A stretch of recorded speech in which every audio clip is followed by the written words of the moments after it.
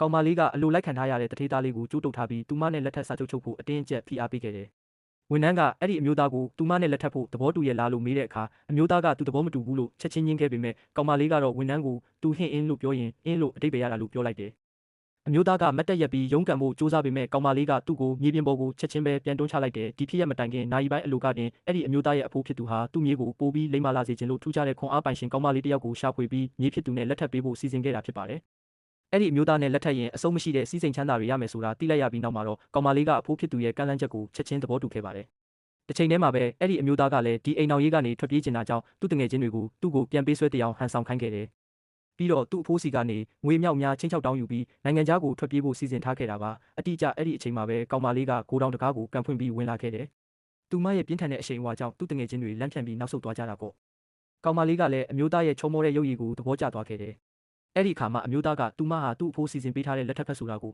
ရိပ်မိသွားပါတော့တယ်။ကောင်မလေးကသူ့အစီအစဉ်ကိုဖျက်ဆီးမှဆိုလို့အမျိုးသားကသူ့တငယ်ချင်းတွေကိုသူမကိုမောင်းထုတ်ဖို့ခိုင်းခဲ့တယ်။ဒါပေမဲ့ကောင်မလေးကဘေ့စ်ဘောတုပ်ကိုအသာလေးကင်ပြီးနှစ်ပိုင်းချိုးပြလိုက်တဲ့အခါမှာတော့သူ့တငယ်ချင်းတွေခမတေးလို့မတက်ကြောက်ရွံ့သွားကြပါတယ်။မကြခင်မှာပဲကောင်မလေးကသူတို့အားလုံးကိုနာကျင်စရာသင်ခန်းစာတစ်ခုပေးလိုက်ပါတော့တယ်။ကောင်မလေးကသူတို့ကိုသူတို့မိသားစုတွေစီဖုန်းဆက်ခိုင်းပြီးမိသားစုတစ်ခုစီကနေဒေါ်လာ9 သန်းစီပြင်ဆင်ထားဖို့တောင်းဆိုခဲ့တယ်။ဒါပေမဲ့မမျှော်လင့်ပဲသူတို့ရဲ့မိဘတွေအားလုံးကသူတို့ရဲ့သားတွေကိုဆုံးမစရာရှိတာထိထိရောက်ရောက်ဆုံးမပေးဖို့သာ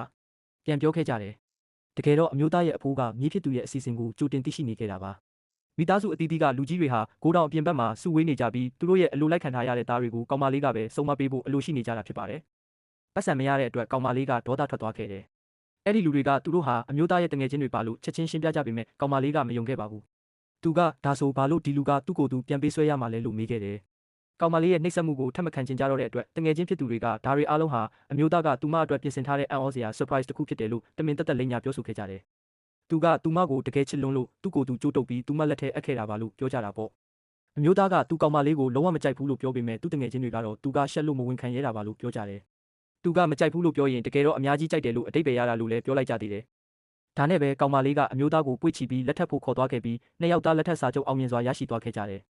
နောက်ရက်မှာတော့အမျိုးသားကအိမ်ကနေထွက်ပြေးဖို့ကြိုးစားခဲ့ပေမဲ့အိမ်စီကအခုဆိုရင်သူ့ရဲ့မုံဘိုးငွေအားလုံးကိုကောင်မလေးကထိန်းချုပ်ထားပြီးဖြစ်ကြောင်းပြောပြခဲ့တယ်။ကောင်မလေးကအမျိုးသားဟာအရင်ကပတ်စံတွေကိုဖြုံးတီးလွန်ခဲ့လို့အခုကစပြီးတရက်ကို$2ပဲသုံးရမယ်လို့သတ်မှတ်လိုက်တယ်။အမျိုးသားကအကြီးအကျယ်အရှက်ရသွားတယ်လို့ခံစားရတာကြောင့်သူ့ရဲ့ညီလေးစီကိုတွားပြီးအကူအညီတောင်းခဲ့တယ်။ကောင်မလေးကိုဖယ်ရှားပေးနိုင်ရင်ညီဖြစ်သူကိုငွေမြောက်များပေးမယ်လို့လည်းကတိပြုခဲ့တယ်။မကြခင်မှာပဲညီဖြစ်သူကကောင်မလေးကိုရင်ဆိုင်ဖို့အမျိုးသမီးတအုပ်ကိုခေါ်လာခဲ့တယ်။သူတို့အားလုံးဟာအမျိုးသားကိုဆွဲလန်းနှစ်သက်နေကြသူတွေဖြစ်တယ်လို့ပြောပြီးကောင်မလေးကိုသူတို့မိသားစုကနေချက်ချင်းထွက်သွားဖို့ပြောခဲ့တယ်။ဒါကိုကြားလိုက်ရပြီးနောက်မှာတော့ကောင်မလေးကလှည့်လိုက်ပြီးကြောက်တုံးကြီးတစ်ခုကိုမလိုက်ပါတော့တယ်။အဲ့ဒီမြင်ကွင်းကိုမြင်လိုက်ရတဲ့ညီဖြစ်သူဟာချက်ချင်းပဲစွန့်သွားပြီးဘာလို့ရမှန်းမသိဖြစ်သွားပါတော့တယ်